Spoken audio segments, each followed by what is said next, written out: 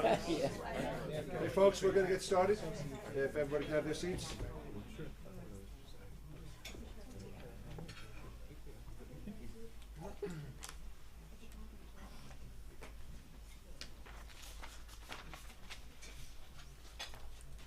Okay. George, I think we'll start with making sure that we have a quorum. And if we could, maybe we just have a roll call of the members, starting with John. John Corrado. Gee, put me on the spot right away. John Corrado, Suffolk Transportation. John Cochran. Leonard Benedict, OBGYN. All right, Kevin Law, Chairman. Sam Stanley. Frank Trotta. Jean Garand. Lou Howard. Dylan Zeltman. Jasper Wilson. Okay, great. I believe we do have a quorum. Yes. So we'll call the meeting to order. I'll remind everybody that the meeting is webcasted, so be careful what you say. And we'll start with a Pledge of Allegiance, so if everybody could rise. And Dylan, why don't you start us with the pledge? Am I reading it? Or no? Here we go. If you don't know it, we're going to have to ask you. I Pledge allegiance to the flag of the United States of America and to the republic for which it stands, one nation, under God, indivisible, with liberty and justice for all. If we all just stay standing and have a brief moment of silence for all our men and women in our troops in faraway lands doing what they got to do for us, and we can thank them.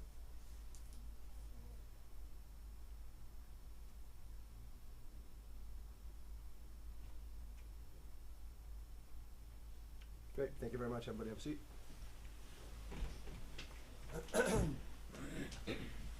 Okay, first order of business, or second order of business is the approval of the minutes of the meeting we had on September 29th. I trust all the members had a chance to review them. Any comments? Move was passed out. Excuse me? I moved the minutes as they were passed out. Okay. I'll second. So no comments, questions, revisions to them? All in favor of adopting the minutes of September 29th? Aye. Any opposed? Thank you. The minutes are adopted. Next is the Chair's report. I want to first start off by introducing a new member of our council, Frank Trotta, Mr. Mayor, Frank Trotta, former mayor. Frank and I go back about 20 years. Frank was the distinguished long-term mayor of the village of Bellport. Sam, if you haven't seen it yet, it's one of the quaintest villages on the island. Great village. Frank, how long there? 26 years as mayor, 31 on the board. He started when he was 4. But also worked for a couple of county executives and runs a couple of very interesting newspapers for the fire departments, senior citizens, and I'm the niche king. but a dear friend, the governor recently appointed him, and Frank, we welcome you. And Thank you. what we did last time, I'd be happy to give you the floor for a minute or two to say anything you No, want about just, yourself.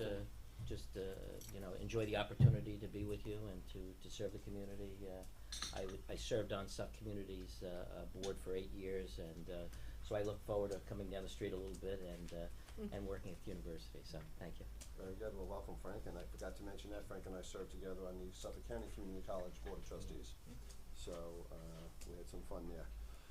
Okay, it's been an interesting 2 months since we last met. I think the biggest and best thing that happened regarding the university is the inauguration of our newly esteemed president, Sam Stanley. I haven't been to many, but I have to say it was a spectacular event. It was just very, I felt privileged to be there. Sam, you and your family did the university such honors. You did such a great job, and my hat's off to George and the entire inauguration committee that really did a good job pulling the whole thing together. So I won't list other names because I still don't know everybody's name, and now I'll just offend somebody. But it was a job well done in a very short period of time, between the inauguration itself, the receptions, and the entire week of activities. So my hat's off to all of you, and Sam, congratulations. Job well done. Thank you. I think your staff served you well. Thank you. Also, as you know, as soon as I'm sure we'll hear more from Sam, dealing with the chaos in Albany, as well as the economic turmoil in Albany, and I'm sure we'll hear a little bit more of that from Sam. I've had the privilege of wearing my LIPA hat, being involved with the university. I don't know if it was coincidental or what, but several times over the last 2 months. But I think worth mentioning because it bodes well for the university. We did a big conference with the CWIT Center, which is really moving the ball forward on their mission, and I think will lead to great things for the university. We had a big, where were we, over at the Marriott in Yes. Islandia, and that was a terrific conference. We also, Stony Brook hosted Governor Patterson's international trade delegation meeting here. We had people from all over the country, all over the world, here on the delegation. And the Advanced Energy Research Center hosted that over at the CWIT building. Another good conference again. Things like that help put the university on the map, not just throughout the state, but throughout the world. In fact, I had follow-up. I just had the privilege of speaking before the Taiwan delegation in New York City last Monday, which was a result of people I met here at Stony Brook. So, you never know what happens, and all these things are good. And they specifically reference when we met you at Stony Brook University. So, those are good things for the university. And then Sam and I just did the Advanced Energy Research Center, their second annual meeting, also in Hop Hog. Well over 1,000 people attended. Again, people from all over the world. This one was more national, but we did have some international flavor as well. But again, something that's really going to be great for the university, this Advanced Energy Research Center. I'm biased because I'm in the energy world, but I think it's something that's going to be tremendous for the university. And this symposium now is really, after only 2 years, is really making its mark in the energy industry.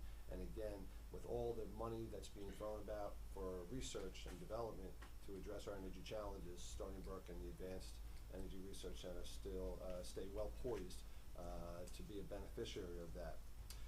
And which you may have read about 2 weeks ago. We, LIPA, SUNY Stony Brook, and SUNY Farmingdale applied for a stimulus grant from the Department of Energy.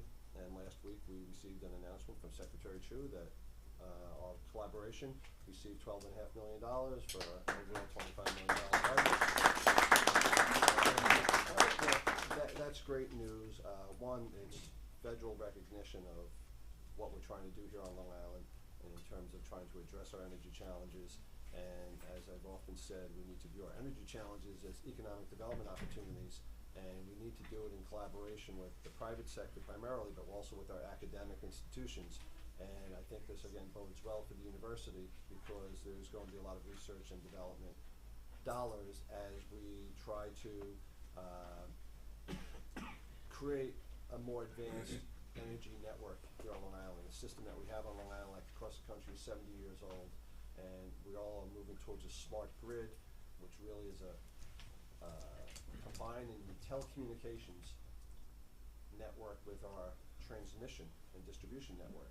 And by combining the two, we're going to have an interactive type of grid, and that's where you'll see commercials with IBM, GE. Everybody wants to get into it. It's going to be one of the biggest investments in infrastructure over the next 10 years, and we're not going to be able to do it without the university's help. And so the recognition of LIPA and Stony Brook together on this is going to be, hopefully, again, bode well for many more dollars to come in the future. So, again, it's just more of a coincidence that I happen to be chairman of LIPA and I'm here talking about energy, but it all relates to Right. the university and the things that we're doing here. So I think the synergies between LIPA and the university will continue to expand. And so happy to be wearing both hats. And just finally, Sam, that last thing I have to report is, and maybe some of you read about it today, the new Nassau County executive has reached out to me to be part of his informal transition cabinet. And it got me to thinking that I think sometimes Stony Brook is viewed more as a Suffolk County institution, but we are really a Long Island institution, in addition to being a national, great university. But to the extent we could be starting to make more inroads into Nassau County and continue to sell Stony Brook as an economic engine for the entire island, I think that bodes well. And to the extent I could now introduce you to the new county exec and then let you and your team do what you have to do, but selling Stony Brook as a great entity for Long Island, I'd be happy to do that, and I'm sure he'd be interested. So with that, that concludes my chairman's report, and unless there's any questions for me, we're going to go right into the president's report with Dr. Sam Stanley. Well, thank you very much. Oh, Just a small question, the grant opportunity that you received, and you're talking about this grid, how does this affect the local communities? Does it reach out, or is it really geared to the university campus only? Well, it's a great question. It's a pilot program along the Route 110 corridor, which is really Long Island Main Street, in between the towns of Huntington and Babylon. And then we learn from that, and then we'll be able to transfer it to the rest of the island's grid. So it's starting off as a pilot project, and what it will do, with SUNY Farmingdale, it'll make SUNY Farmingdale the first smart campus. Right. And then what we want to do is make all the other campuses on Long Island, including Stony Brook, a smart campus. So, hi Diana. Oh, yeah. No problem. So, thank you. Sam? Yeah, so, Eddie, it's a pleasure to be here this morning. And, you know, I thought I'd begin by, first of all, introducing, I think there's a number of members of my cabinet and team who are here. Frank, I don't know if you know who they are, so let me just ask them to go around the room and introduce themselves, so you know who they Morning, are. I'm Carol Gray, Vice President for Finance and Administration. I'm Eric Taylor, I'm the University Provost and Senior Vice President for Academic Affairs. Morning, I'm Peter Bajan, I'm Vice President for Stevens. Morning, Fred Scanga, the Executive Director of the Long Island State Veterans Home here on campus. Yvette St. Jacques, Assistant Vice President for Communications. Kathy Southerton, President of the Stony Brook Health Science Center Chapter of UUP. I'm Artie Schertzer, I'm President of the Stony Brook West and Southampton Campus UUP. I'm Abe Blackman, affiliated with the Stony Brook Foundation. I'm Dan Malucci, I'm the President of the Senior Budget Office. Steve Strongwater, I'm the hospital CEO. I'm Richard Fine, I'm the Dean of the Medical School. You met already Frank Calvin Serrano, Director of Community Relations. Vanessa Herman, Government Relations. Monica Mahaffey, Medical Center Government Relations. Susan Hines, Administrative President. Good, oh, you're welcome. So, I want to add on a little bit to what Kevin was talking about, and just say what it's a great pleasure for me it's been to work with Kevin just over these past few months. I think he told you a little bit about the kind of partnerships we've had, but beyond the interactions with LIPA, he's been extraordinarily valuable to me. He's been wonderful about introducing me to people around Long Island. You know, one of the key elements of my job, of course, goes beyond just administering components of the university. It's absolutely vital that I reach out to members of the community, state leaders, and so on. And Kevin has just been incredibly generous with his time in setting up meetings and his advice and counsel as well. So, you know, this is the Stony Brook Council, COUNCIL, but he's been a wonderful counsel for me in terms of that movement as well. So I just wanted to publicly express my thanks, Kevin, for everything you've been doing for him. Really, really pleased with your willingness to help me. My pleasure, So Sam. thank Thanks. you, thank you. So I distributed a report for you, which is really, Michael Schwartz, who's the president of the Senate, will recognize is very similar to the report that I shared with the Stony Brook Senate. So just in case, before I'm accused of plagiarism, I want you to know that it looks very similar. But it describes a number of the things I think that have been happening on campus. And in the interest of time, and because we have some great presentations today, I'm not going to go through all of these in detail. Instead, I'm going to just pick a few things to talk about. Let me start with some good news that's not on that agenda that everybody may have seen. And this is the cover of Newsday this morning that says Long Island, it pays to be smart. And this is a student, Ria Jiang, from Ward Melville High School, who is the winner of the Intel science competition. So the absolute winner. So number one, and he was mentored right here at Stony Brook University. So Carlos Simmerling, who's in our chemistry department, who apparently has been an outstanding mentor in the past, has had other students who were finalists. Well, this student won $100,000 first prize. So incredibly high profile. I know they appear on shows and so on. So it's wonderful for him, of course, wonderful for our local high school, but I think very wonderful for Stony Brook as well. And as Eric mentioned this to the Senate yesterday, I'm going to steal his line, which is, you know, Carlos Simmerling is kind of the tip of the iceberg in terms of the number of our faculty that engage in this and work with students from Intel. Stony Brook I view as the most successful university in the world in partnering with Intel competitors. So we've done a fantastic job. but it's wonderful to actually win and be acknowledged for that. So it's great for everybody, and I think certainly made all of our days yesterday, and I think will make the week for us. Also. It's wonderful. So that's number one. Number two is, there's been a lot of exciting things happening around campus. I think there's been a lot of energy. We're looking forward to commencement coming up, so our December commencement. We're going to have 2,000 students, and then we report again that are going to be more than 2,000 have applied to graduate. We'll have about 1,000 at that ceremony. You're all invited, of course, to come to that commencement, and it will be my first one as president of Stony Brook, so I'm really looking forward to it. There was a small thing we did for folks for Korea, I guess, to be technically correct. I think, but this will be my first large commencement. I'm looking forward to it. We had a major convocation ceremony for the new students that was rained out before, so this will be one of my first chances besides inauguration to do this. So I'm excited about it. And again, I extend my invitation for all of you to come. We've had a lot of success in athletics. I don't know how often we talk about athletics here, but it's actually been pretty wonderful. And I set a mark that I know I'm not going to be able to continue, which is the football game won all of their games at home that I attended. That's the kind of record that's going to end for us eventually. But they were undefeated at home, and I'm going to enjoy that for this season because I know it won't last forever. But they were co-conference champions in the South Conference, so that I think was very exciting for us. And then for those of you who haven't come, our basketball team is off to a tremendous start, and I really encourage you to come to a basketball game. Let us know if you want to attend one. They're 5-2, I think, right now, playing very well, off to their best start since 92, 93 or something. But again, this is one of those intangible things I think that makes the campus fun. And again, I encourage you because we're going to go through some tough issues in a second, but it's also wonderful to sit back and think about some of the fun things that happen on campus.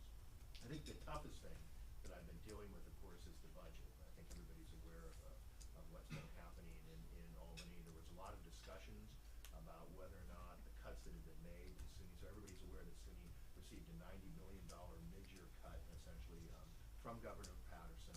He was able to do that essentially because we're a state agency. He could do this without legislative approval.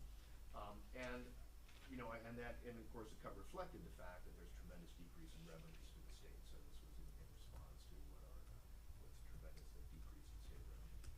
And there was talk in the legislature about perhaps repealing those cuts, about dealing with them in different ways. But when all was said and done, they ended up being intact. And the tough thing about these cuts and the cuts that we've had, and I'm sure everybody knows this, but sometimes it seems surprising, is that every time we get one of these cuts, they're cut to our base.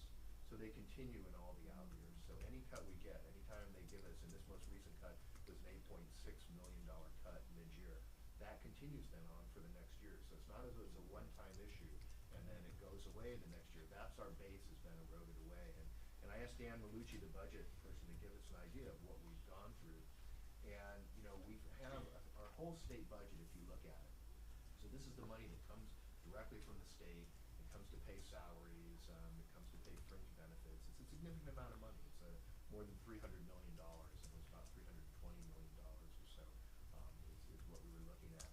We've now undergone cuts to that total of about $37 million from that. So it's about 13% or so of that base budget has gone away. And so that creates a significant challenge for us in terms of how we deal with that. And of course, what we're anticipating is it's not over. And we've been asked already as we plan our budget for 10-11 to not count on the state picking up salary increases. So we have contractual obligations for our faculty and staff for 3% standard plus a 1% merit raise. A 4% raise for all of our faculty and staff is built in the budget. And normally the state pays for that increase. So when the state allocates to SUNY, they pay for that increase. They've told us now, don't plan on us paying for that increase. Plan on it coming from your campus budget. And that would represent another $12 million essentially on our campus budget that we would have to come in. So it's essentially the same as a new $12 million ongoing cut that we have to plan on for next year. And that doesn't even deal with the possibility of mid-year cuts on the way through. So that's a $20 million hit just $20 million hit, right, between the $8 million and the 12, that's the new $20 million that we have to deal with on board. So it is creating challenges for us. I can't minimize it. And we're working very hard to cut centrally. I sent an email out to everyone yesterday around campus about ways in which we're going to try and reduce things. outside consultants. We're gonna make those all have to be subject to approval, outside legal counsel, subject to approval. We do spend money in those areas. And again, some of it is absolutely necessary. In some cases, this is gonna save us money long term, but we're gonna be looking at all those things. Travel is going to be restricted now, and you'll have to be approval for travel. And we put an administrative freeze on all new administrative hires. I haven't frozen faculty hires. There's important recruitments going on for faculty. There's important searches going on at the dean level that we need to continue, so those are not frozen. But all administrative hires are frozen with the idea that we might be able to, in some cases, redeploy. So in other words, rather than going outside to hire, we may still fill vacancies, but doing it by internal transfers, areas where we may have more people than we need, moving them to other areas. A way to try and get around the issue of having to let anybody go, which in many cases we can't do anyway, again, because of contractual arrangements. So it's a big challenge, and I think, we've done our best to manage it centrally.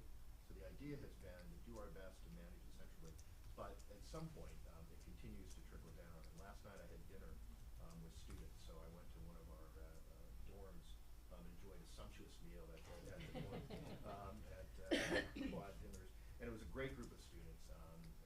But one of the things they said was, and a couple of the seniors said, I'm really concerned about my ability to graduate because classes are getting cut, and we are having to cut classes. So as we have to deal with these budget cuts, some of the adjunct professors are being let go because we can't afford them, and then we can't provide as many classes. And then seniors say, I need psychology 302 to graduate. There's not enough space in psychology 302, so this is going to push me into another year. And this is exactly what I heard from these students. Why are these classes disappearing? What can we do about it?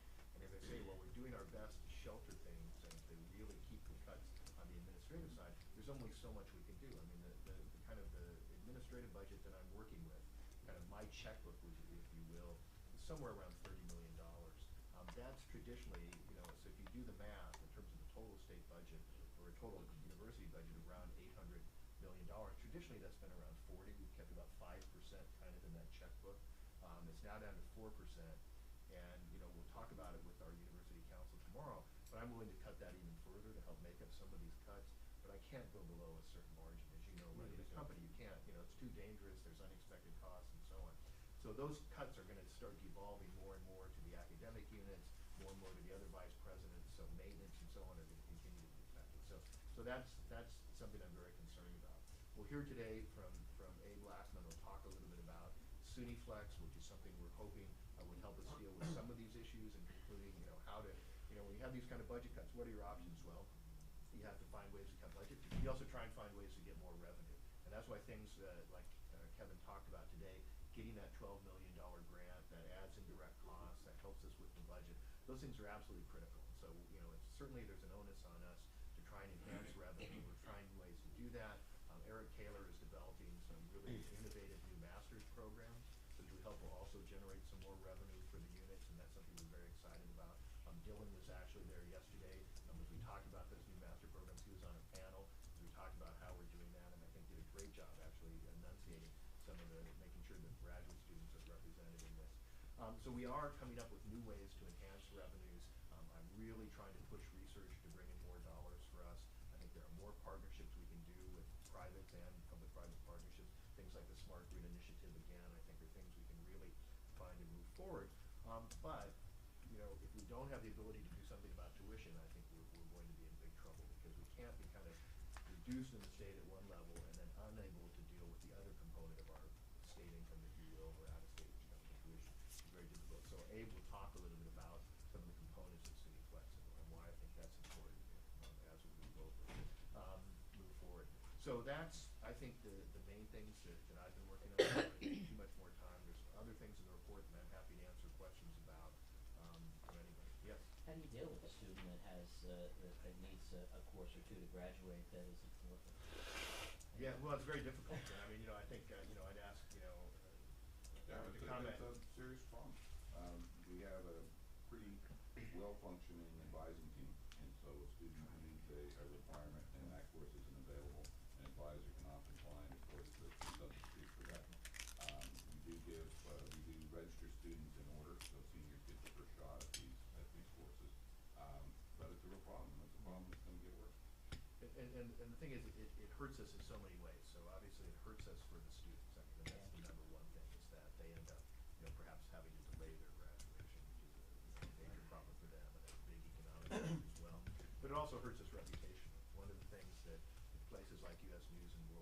look at is what are your graduation rates, what are your 4-year graduation rates, and what are your 6-year graduation rates.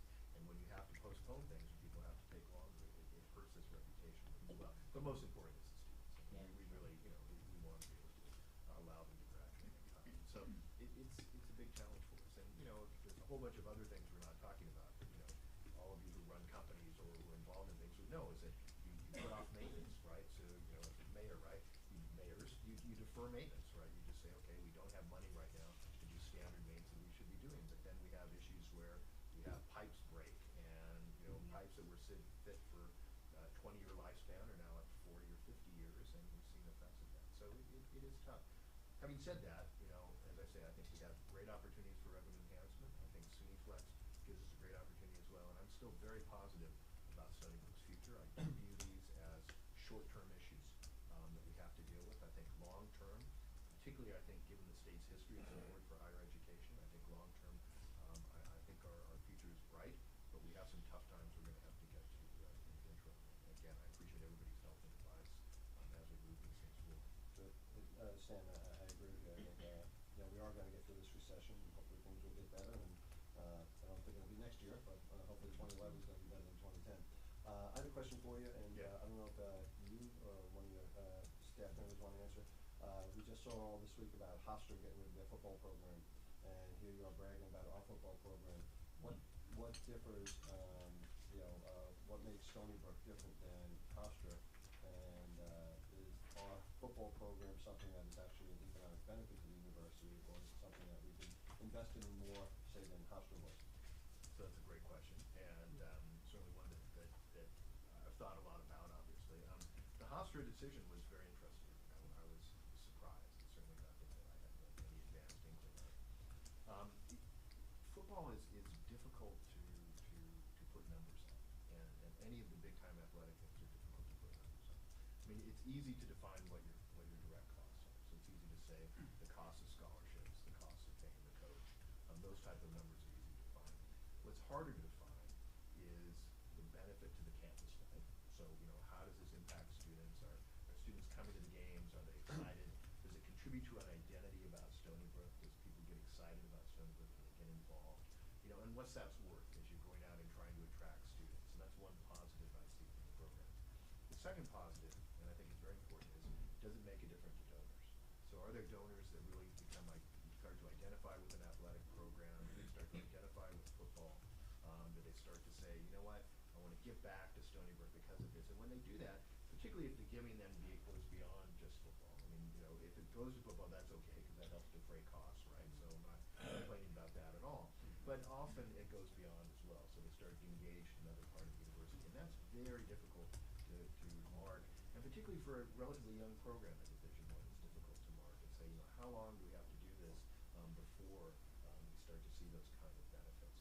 So I think there, you know, you can easily see benefits. On the other hand, you know, it is a cost that one looks at. So I think, you know, as we go through these times, we look at everything, and you know, we say, what are the potential benefits? But I don't think it lends itself completely well to a strict dollars and cents thing. You know, if you just say, okay, we're putting this in, if we stop this, then we move forward. It's kind of like development from that point of view, right? You can say, you know, how much is development worth to you? How much is having people go out and solicit money worth? How many people do you need in that job? Because you can see potentially you can bring in money down the line, but how much do you need to invest to get a maximum return? So, you know, I look at football that way as well. I think there's been a great increase kind of in school spirit and excitement. Football also reaches out to the community, of course. It brings community people in as well. I think there's been a great interest since that started. You know, but I think we'll follow it like everything else. Great. I know looking at past minutes before I became chairman, the director of the athletic affairs department made a presentation here, but maybe one of the next meetings Sure.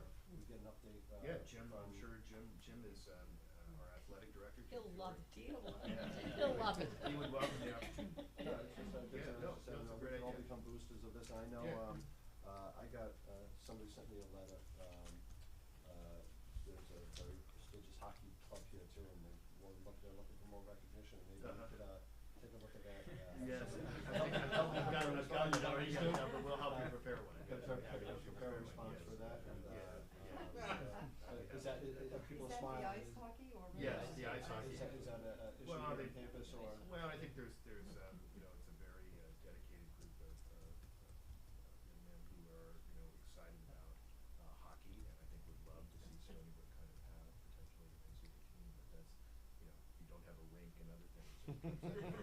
Difficult thing to Okay. roll together, so, you know, that's, I mean, so I think that would be, Maybe, in today's budget environment, I know frankly that, you know, it's Not like, well, maybe you can help me prepare a response to that? I will. That's Yeah, one thing to say. yeah, we would be happy to. What's that, Fiora's first name? Jim. Jim, Jim. yeah, maybe Jim, take a look at that. Absolutely, yep. Prepare a response to that. Glad, Right. glad And helps. the only other question I had was, Yeah. the graduations, I know you haven't been to any here yet, but in December, how does it differ, from the spring one? Is it just the size of students, or is the program essentially the same, or? I don't think we have the same kind of guest speakers essentially that we have in the It's spring. indoor. It's indoor, We smaller, can manage it. And smaller in quotes, I mean, because it'll still be about 1,000 people. Yeah, 1,000 people. Yeah, but Compared to what, about 15, in the spring, or how many do we have in the No, spring? we can graduate 3,000 or 4,000. 4,000 in the spring. but there'll be more parents and stuff Parents. too, you're right. But we won't have one of the guest speakers or be giving out any honorary degrees at this December. That's We for the will do spring. those this spring, yeah. Kevin, excuse me, as it relates to the, first of all, the Hofstra situation, as an ex-football coach, and as far as having the athletic group here, I think when I got on the board, the first recommendation I made was that we have Jim Fiore come in, which we did. I think you all remember, it was a very enlightening, and I think things have changed. But the thing that concerns me about schools, educational institutions, giving up a program, i.e. like football, having traveled around the country and been on so many of the college campuses, the academicians as compared to the regular student population seem to have a different sense that you can't have a major institution like Stony Brook, which as far as Division I is concerned, we've got a long way to go. I mean, there's so many rules and regulations, as you know, Doctor, that to put that in, but we have to prepare for that, because someday you're gonna see, you know, Stony Brook 27, Notre Dame 14. Hopefully. No, I'm sincere. If you take this institution that is in the top 2% of all the schools in the world, and take our population and compare it with the Southern Cals or Georgia Techs and so forth, we right this minute are on a par with them educationally, and yet our football team is past now, but we went 9 consecutive years and Hofstra was beating us. So that I think, one, we ought to be making sure we get some of those good talents that we should have gotten here probably before, but we cannot ever underestimate the effect of what a good athletic program does, not only to the student population, but to the alumni. And then somebody has to pay Charlie Weiss's $19 million salary, and that's going to be paid mostly by alumni. And this is a source that we've got to have our students, and I think we're a long way toward it, of being proud of this institution, not only its educational, but its athletic program. And I just feel very strongly that we don't ever think about getting rid of our football team. No, I'm 100% in agreement with everything you just said. Hofstra won't be beating us anymore, so that's good. Too bad they stopped before we could lose the league. One in a row. John? Kevin, I was around when the program became a D1 program, and there was a lot of time and effort went into, I know George worked on a lot of the paperwork, and it took years to get accepted, but it was at that point determined that it was not an option. And this is something we had to do if we were going to be nationally recognized and be in the same league as these other schools. And I went to school at University of Michigan, and you can go to the South Shore Mall in Bay Shore and buy a University of Michigan sweatshirt, and that's not because of the accounting program that the kids are looking to emulate. So it's a public relations thing. It's tremendous visibility, and it's a big money raiser and rah-rah. And I have cousins that graduated from this university, still go to every football game and write checks to this university, Stony Brook, because of the football team. So it's in its infancy, because Michigan goes back to 18 whatever, but it was well thought out for sure. and it was a lot of time and effort, and I think the NCA puts you through a lot of self-thinking too. You know, it was not just a knee-jerk reaction. And of course, put stadium and what have you. And of course, we're well on our way. But it was determined at that time, and I think we would all still agree, not an option. This was something we had to do. Great. Thanks, John. All right. So thank you, Dr. Stanley, for your report. Next on the agenda is an overview of the SUNY Flex program. And we'll be hearing from Abe Lackman, the government relations consultant to the Dr. Stanley. And in my short tenure here, I've gotten to know Abe very well, and man, is this university lucky to have somebody like him here helping Sam and the university. He's a terrific guy, and he's become a great friend already. So Abe, welcome, and we look forward to hearing your presentation. Thank you. I'm going to try to give an overview of SUNY Flex, talk a little bit about how it arose, and answer any questions you might have. I always start with a little bit of history.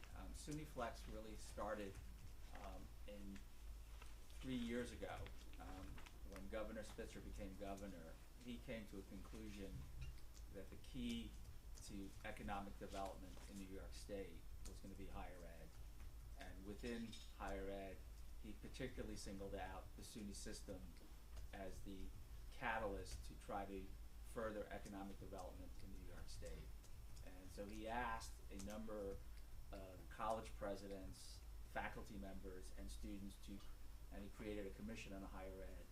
And the commission on higher ed came out with its report about 18 months ago.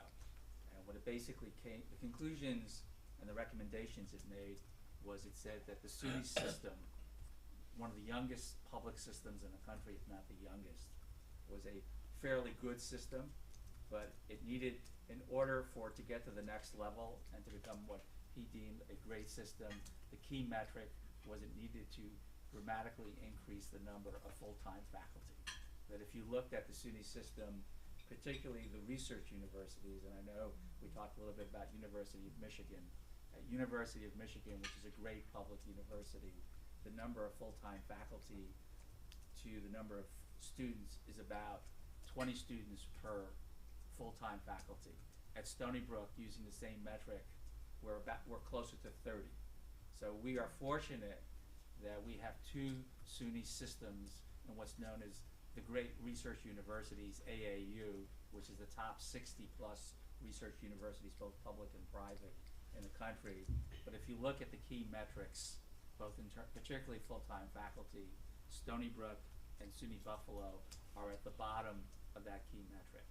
So the governor's commission basically said that to get to the next level and to make SUNY a great system, we needed to have a significant infusion of full-time faculty. This was before the fiscal crisis. He had a very controversial proposal on how he was going to pay for the full-time faculty and the support staff. He wanted to privatize the lottery. The legislature rejected that. That then led to an internal debate within the SUNY system. We recognized that we were not going to be able, or SUNY Central recognized that it was very unlikely, particularly with what was happening on Wall Street, that state government or Albany would come into and provide the funds to make SUNY a great system. So there was an internal task force within SUNY that said basically, if we cannot rely on state government to make us a great system, what can we do by ourselves to get us to that point? And that led to the creation of what is now known as SUNY Flex. And there are probably 3 key components of SUNY Flex. The first key component is to say that if SUNY raises funds internally, it gets to keep 100% of the funds. We have a history in New York State that every time SUNY raises tuition or raises fees, Albany basically, in effect, takes anywhere from 80 to 100% of that additional revenue. It has been something that has been a very difficult thing for SUNY to break out of. So the first key component is whatever funds SUNY raises, each of the campuses gets to keep it. The second key component would be to allow the SUNY system to to set its own tuition. Right now, tuition is set by the state legislature and the governor, and generally what we see is that we have no tuition increases for 8-9 years, a dramatic jump in tuition, sometimes 40-50%, and most of that money being used to cover a budget deficit. So the second key component is to allow the SUNY system or the Board of Trustees to set tuition. The third key component, which is what probably affects Stony Brook the most, is to basically recognize that the costs at research universities are higher than at four-year liberal arts colleges and community colleges. That in terms of attracting the best faculty, the best labs, and the support staff, that there's a recognition, particularly when you look at other public institutions, whether it's in California, Michigan, or Wisconsin, there's a recognition that the research universities have to charge a higher tuition to achieve that level of excellence. So the third component is to allow the research universities to do differential tuition. The fourth component of the plan is to allow the SUNY system to have more flexibility, both in terms of public-private partnerships and in terms of the procurement process. I'll give you one example, which is prevalent on the hospital. SUNY right now, unlike other systems around the country, they actually have to get the approval of the state, what's known as pre-audit. In order to buy a piece of equipment, before they even go buy the equipment, they've got to get the approval of the state. After they buy the piece of equipment, it then gets re-audited again, which is post-audit. One of the examples that has been given to me in terms of how difficult the pre versus post-audit process is, it takes the hospital system at Stony Brook sometimes as much as 7 to 8 months to buy a piece of really high-level equipment, like in terms of a microscope. A private university in New York can buy that equipment in 3 weeks. So in terms of attracting the best faculty and researchers, we are hamstrung in terms of the regulatory environment that we have. We've debated this issue internally probably for the last 12 months within SUNY, and for the first time ever, the SUNY Board of Trustees on November 17th voted as board policy and to recommend it to the governor to basically do what now is known as SUNY Flex.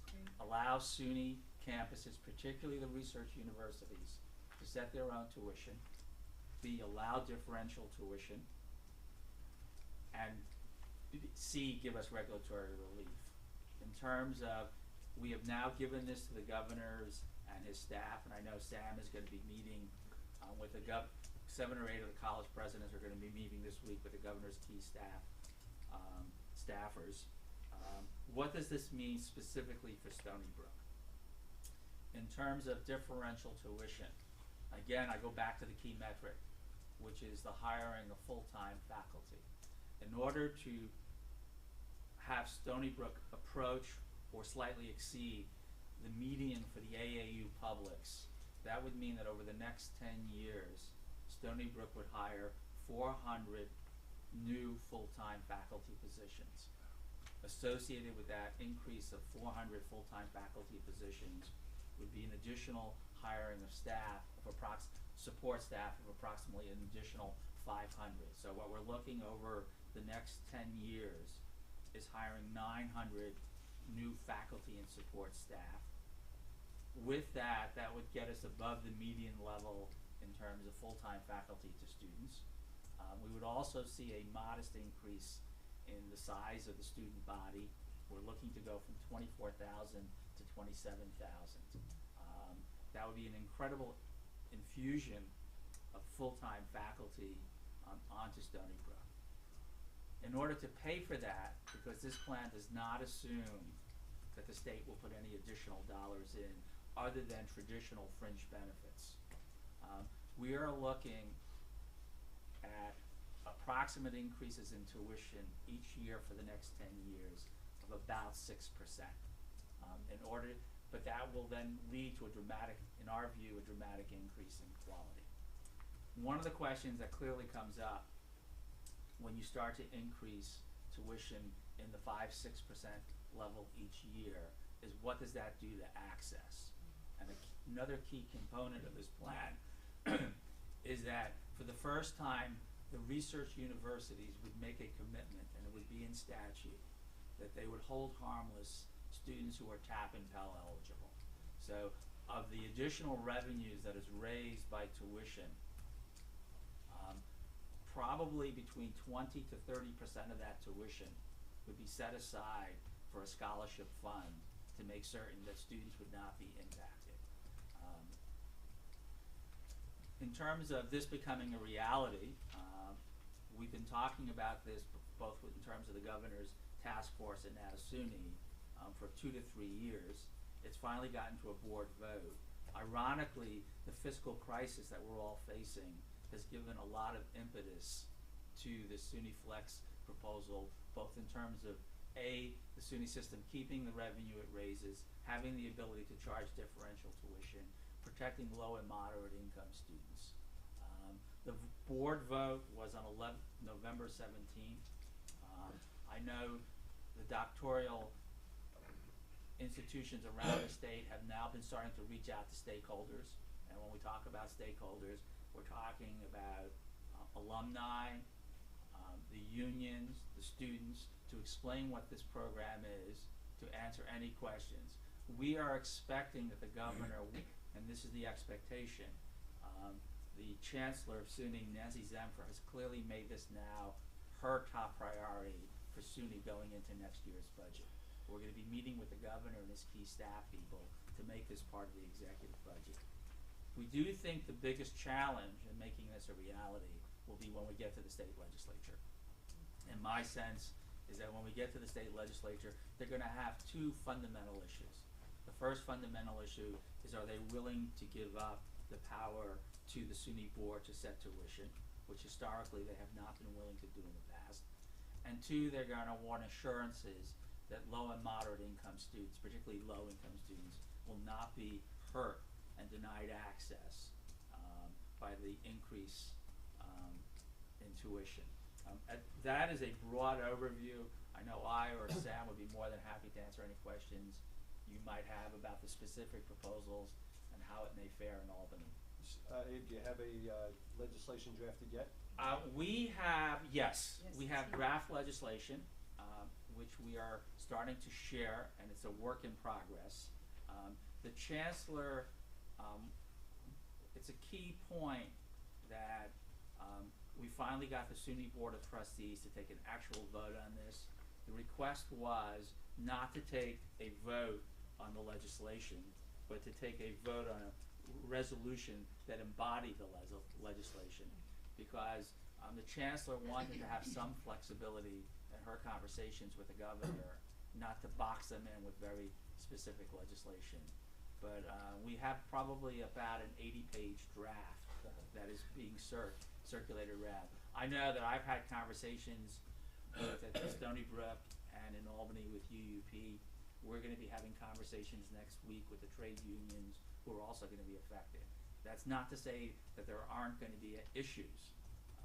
I will tell you, when I met with UUP in Albany, one of the key questions they said about differential tuition is they want to make certain if this advances, that this doesn't become an excuse for Albany to take yet more money away from the base, from the SUNY system. So there's going to clearly also be the maintenance of effort, that this doesn't wind up actually hurting SUNY. Right, no, good point. The 80-page bill is shorter than the executive summary of the healthcare legislation in Washington. But the other question, if I heard you right, one of the components is that if SBU figures out ways to raise revenues, we'd be able to keep it. 100%. If we get tuition flex and we could charge more for certain students, is there a provision that we get to keep that too, or is there a way for Albany to? No, actually, this gets complex. One of the pieces in the bill, which is to actually take the SUNY budget out of the appropriation process.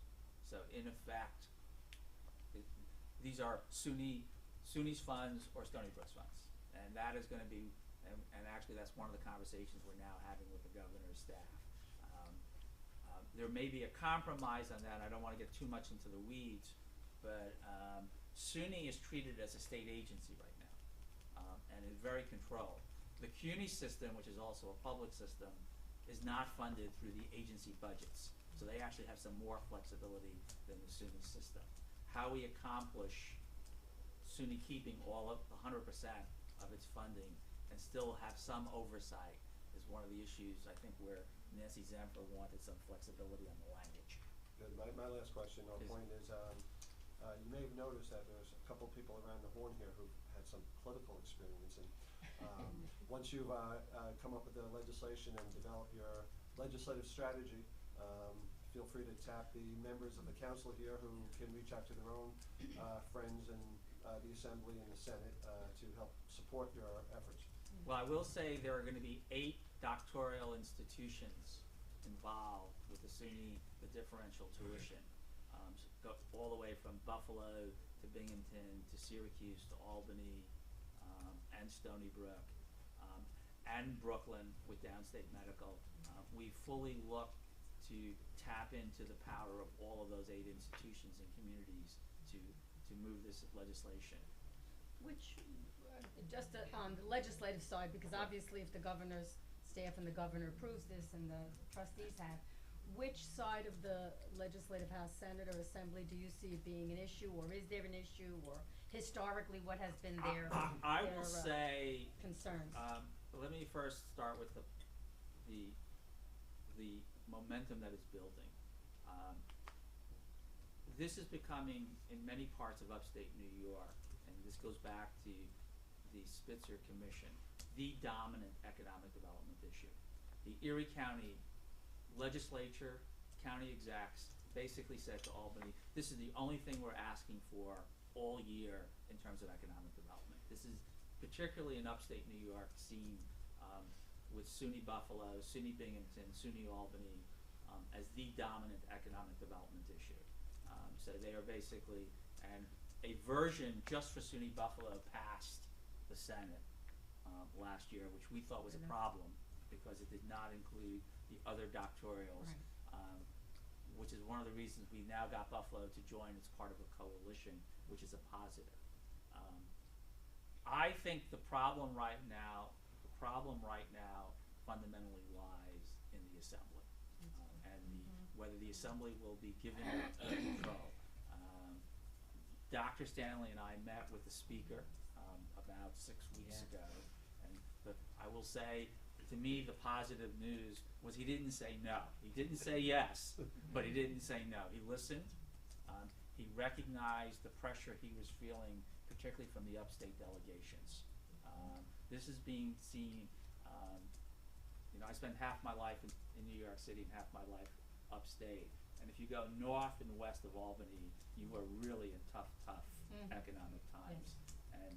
And I don't think there's always, SUNY is seen as the answer to revitalize those parts of upstate New York. And we are trying to make SUNY Flex the key to that. I have just some technical questions and clarification on some of the terminology. Yes. And we're talking about funds, which is a very generic and wide term. Explain to us, is this something that we collect from donations through our alumni, or where do these funds come from that we'd be entitled to keep? Basically, every time we raise tuition, tuition on students. Oh, just that. Just tuition on students. When we raise tuition on students, it has to go through the appropriation process up in Albany, through the state budget. All right. And what the state has done historically, which is, and I'll go back 2 or 3 years, every time we've raised, so when you look at the Stony Brook budget, okay, a big part of the Stony Brook, and I'll let Carol correct me if I'm wrong, a big part of the Stony Brook budget involves state dollars, meaning that the state actually gives a subsidy to Stony Brook, particularly for fringe benefits. It involves tuition revenues that we receive. It also involves grants that we receive for research. So there are a multitude of funds that come into the budget at Stony Brook. What's happened in the past, unfortunately, is that every time we've raised tuition on the students, that money does not come, almost dollar for dollar, the state reduces its support to Stony Brook. So in effect, it's a tax on the students. The money that we raise for tuition on students doesn't actually go into programs for students. It actually goes to Goes to the balance state. the state budget, which is the key, the single most important step for SUNY as a system on SUNY Flex is to say that any revenues that Stony Brook raises, it gets to keep 100%, and there will be no offset by the state in terms of that issue. So that's a key component. So even the funds that we receive from patents, from our research programs, which were held in a small fund, and they took that too? No, not No. that. What Okay. they have generally done has been to, in effect, take the tuition dollars, Just the not tuition. not the research dollars, although that even gets complicated because they have put a tax on the research dollars, and they're starting to nibble away at that as well. But the biggest difference between a public university and a private university is a private university, when they raise tuition on their students, they get to keep 100%. The public university system in New York doesn't operate that way. So this is a sea change. So that word funds is strictly regulated to the increase in tuition? Yes. And the second question that raised my curiosity is in the purchases. Right. Is there a limit? I mean, we go through this for every purchase, or is there a qualified amount that needs to go to Albany for pre-approval? I'm going to ask Carol to maybe. Jean, there are various amounts. There's a limit of 150 for certain procurement activities, 250 is another cap. But most of the orders that we place for large equipment for the hospital exceed that limit, which requires a pre-audit review, which is extremely complicated because you have auditors sitting up in Albany that review all agency procurement activities, and they're making judgment calls based on a purchase that is being made by our campus hospital, our university hospital. Even though you have the qualified bids, you've done your research, you come in with them, I you can't still tell you need. how many times that we've done due diligence in the bid process, and the paperwork goes up to OSC, it gets reviewed, they have questions, they send the questions back down, Steve is smiling at me, we have to respond to their questions, and then we get into a debate on who's right. And many times, our decision gets overturned by the auditors in Albany, and then we have to rebid whatever our procurement interests are. It's very, very frustrating. That It's is not just a really- hospital issue, it's also a campus issue. Yes, You know, it's handcuffing the user.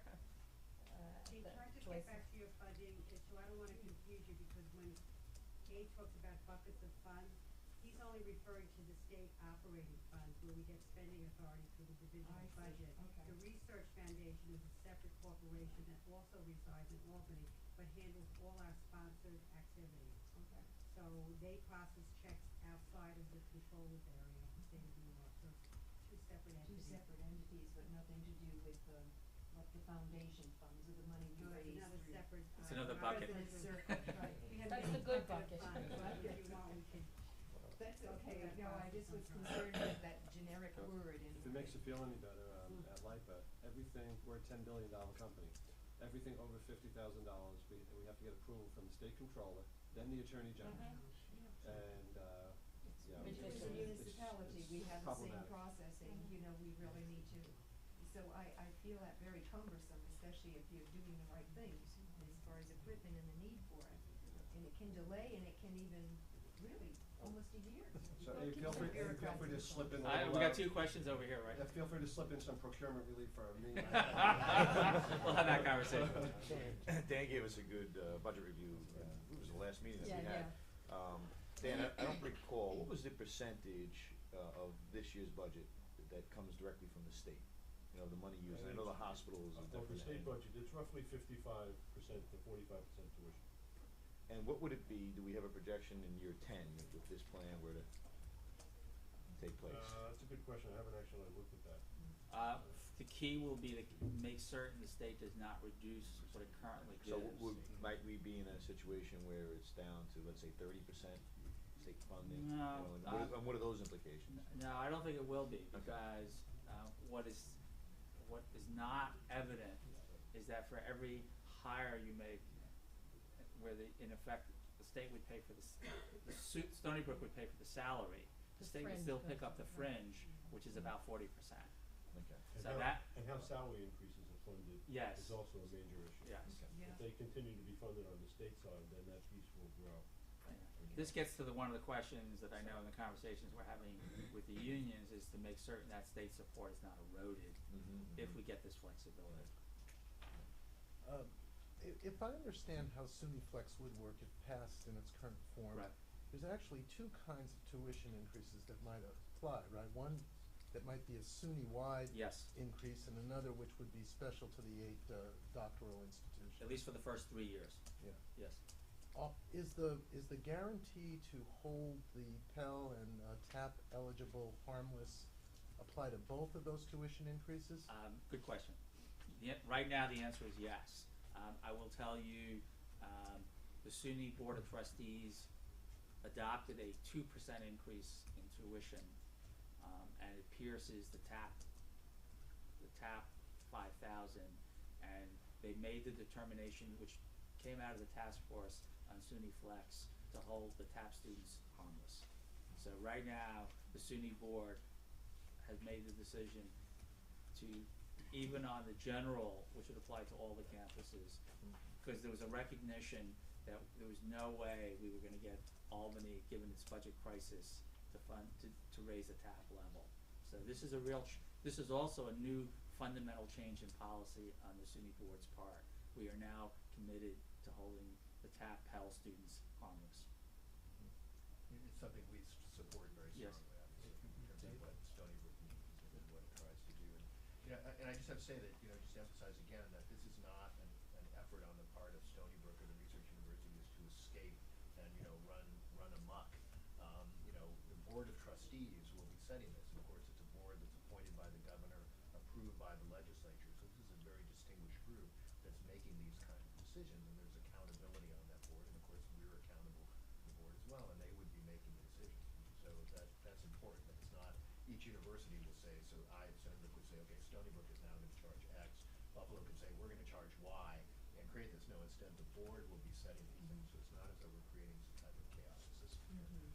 It's just what we're saying is that we really want a rational system, quite frankly, and, one where students would understand essentially and be able to appreciate. I think the worst thing for me, as somebody who does pay tuition, is a situation, and I pay tuition at, unfortunately for me, some expensive private schools, but I know that there's a graduated approach to how they deal with tuition. I know there's probably gonna be a 4% increase next year, and I can budget for it. The worst thing to do to a family is to say, which is what the state of New York has done, is to say, okay, here's tuition, and then suddenly, oh, okay, now next year tuition's 40% more. How does the family plan to deal with that? And I think when you can rationally say that we know tuition will be this, and we're counting on a 5 or 6% increase, then at least families can budget, they can plan financially and accordingly. And I think that to me is a more reasonable approach than, depending on what the financial situation of the state is, we may raise it and take it all, because then, you do the worst thing possible.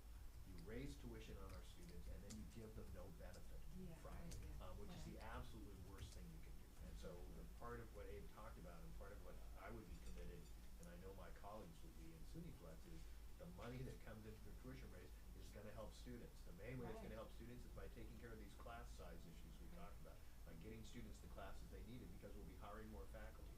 Those faculty will do more research, they'll bring in more revenue, they'll help the budget in other ways. So all of this is designed to address these fundamental issues that affect students, and you increase the value of their Stony Brook degree. When you finish, what's your Stony Brook degree worth to you? And if Stony Brook's a great university, then your degree is worth far more than if we're not. And so to me, all of these things tie into what we're trying to get done. But it's gonna be a very difficult thing to get done. I'm not at all, I always try to be optimistic, but I recognize that this is gonna be very difficult to do.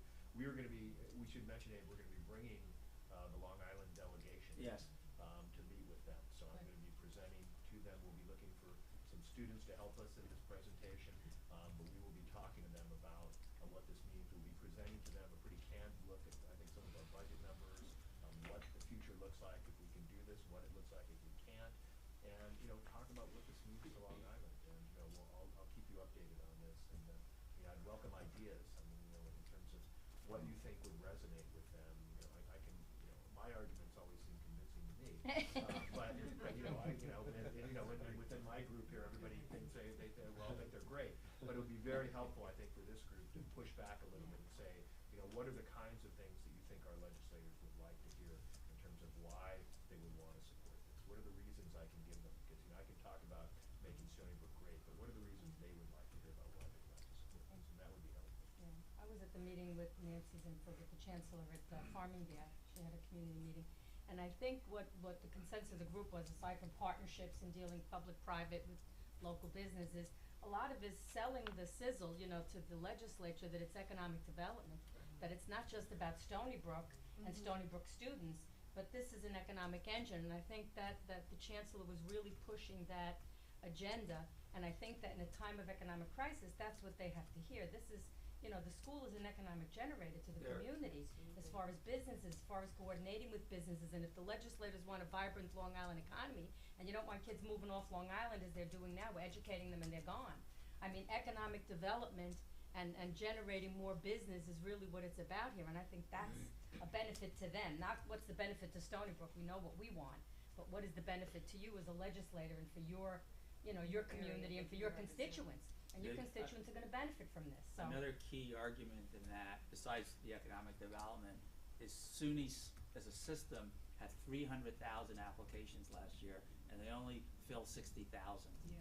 Another key component of this is to start to increase the class size in a responsible way, because there are a lot of families now who are not able to send their because SUNY has run out of space and has become a real constraint. But we have a very highly educated workforce that is now moving to North Carolina, all these other states. We're losing population. We used to have 35 representatives in Congress. We're down to 31. We're probably gonna lose 2 more in the next census. So these are issues that we lose representation nationwide, you know, nationally in our federal delegation. And this is something that we have to understand as a community, that we're a regional, you know, this state needs to keep its workforce and keep its young people here and generate more, you know, benefits to us. Any other questions? That's my pitch. Good. I have to give you on the date. Okay, I'll be with you. I'll make sure you get that. I'll be with you. Yes, exactly. Yeah, no, absolutely. I mean, that's what the legislators want to hear, having worked on both sides of this situation, private industry and legislature. They want to know what's it going to do for me and my constituents and my electoral, you know, my electoral chances. So, you know, And in the election. they care about Stony Brook. Yeah, yeah, no. Abe, thank you very much for your presentation. Yes, that was well great, done. thank you. Next up, from the University Hospital Overview, we are going to hear from Dr. Stephen Strongwater, the CEO of the Stony Brook University Hospital. And hopefully somebody's gonna bring up my slides. Somewhere. It should be on the desktop, it should be,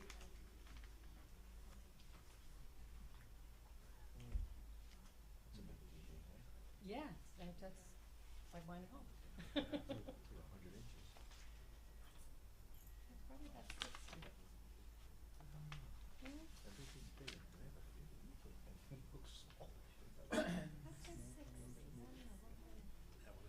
Yeah, what do you think? 60, right? Yeah.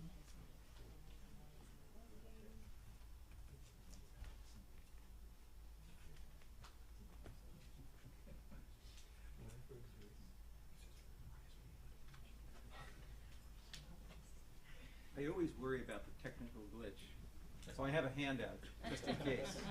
And if you'd be kind enough to pass those around, I'll hang on. Belts and suspenders are always welcome. And I'm really excited to talk with you this morning. I wish you all a happy holiday season. This is the appropriate colors for the table and the light. I will disclose that I am also a Michigan grad from the University of Michigan and University of Connecticut alum in the context of the sports teams. And I did tell Jim Fiore when I came here that he was going to have to follow in the footsteps, that every place I've ever worked, we've won an NCAA championship. And that he had a small task to follow up. I want to tell you about this morning what's on the east side of the campus, and with some license, because the Dean of the School of Medicine, Dr. Richard Fine, is here, and the head of the Long Island State Veterans Home are also here, and I would ask that they chime in as is appropriate. And I'm quite proud to be a part of the Stony Brook University and its growing reputation. I'm going to try and convince you that the community has to adopt us, not only the university, but the medical center campus. And I'll try and share with you some of the really great progress that we've made, a little bit of a guarded secret, and where we're headed, and some of the turmoil that we face as the rest of the university faces as well. Okay, so some of you know this, and it's on the back page of the facts and stats that I've handed out. I thought I would tell you a little bit about our revised mission, vision, and I will leave out the value statement. And this is a result of having gone through a strategic planning process that engaged faculty, not only from the School of Medicine, but dental medicine, health technology, social welfare, and the like, as well as the hospital. And we revised our mission statement, and we created a strategic plan which effectively says we can't be all things to all people, but we are going to invest in a limited number of programs, and those programs are going to have to be connected to academics. And I'll show you what that actually means as we walk through this. But our mission is to improve the lives of our patients, families, and communities, to educate skilled healthcare professionals, and to conduct research that expands clinical knowledge. So this is not only a hospital strategic plan or essentially mission statement, it is a medical center statement. And our vision is to be a world-class healthcare institution recognized in excellence in patient care research and healthcare education. And I want to pause here for a moment, because a lot of you have heard the word world-class used very, very loosely. And in this context, it actually has a explicit definition, and it is a commitment to a culture of measurement. And what that means is, if you claim you are world-class, you actually have to prove it. So you have to measure what you do, compare it to the best performing organizations, and then get better than them. So world-class means that you can prove that you are as good or better in the context of the U.S. News and World Report, in the context of CMS, or other measures. So we aim to be world-class, and that's part of what went into the development of our strategic plan. The first choice for patients and their families, an academic medical center that attracts the best and brightest educators and students, and a top-ranked institution as it relates to scientific research. Just a very brief overview of what is hidden on the other side of campus, that is the east side of Nichols Road. We have what in academic medical center terms would be a moderate-sized hospital. We are currently today at 567 beds. We will be opening up 4 additional beds by the end of the year, so we will be at 571 beds. That's more than what's written in facts and stats. It represents about a 10% increase since the time I came here, insofar as numbers of beds that are open. That's responding to the demand in the community. We currently have over 30,000 discharges, over 80,000 emergency room visits, about 350,000 outpatients. The statistics are, I think, impressive insofar as their large numbers. We are not, and I'll say this over and over again, we are not a community hospital. In that context, many of you know us as a trauma program. We do staff the helicopter service.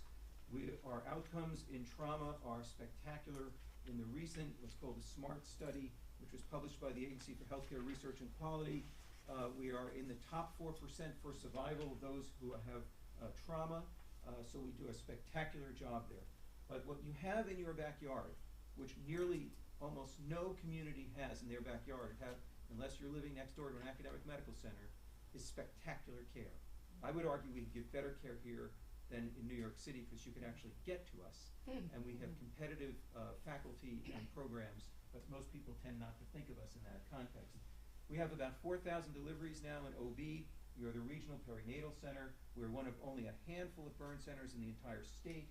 We have an advanced cardiac program. I'll tell you a little bit more about that as we move on. Bone marrow transplantation program, kidney transplant program, a comprehensive psychiatric emergency medicine program, and a stroke program. I'll tell you a little bit more about that as well.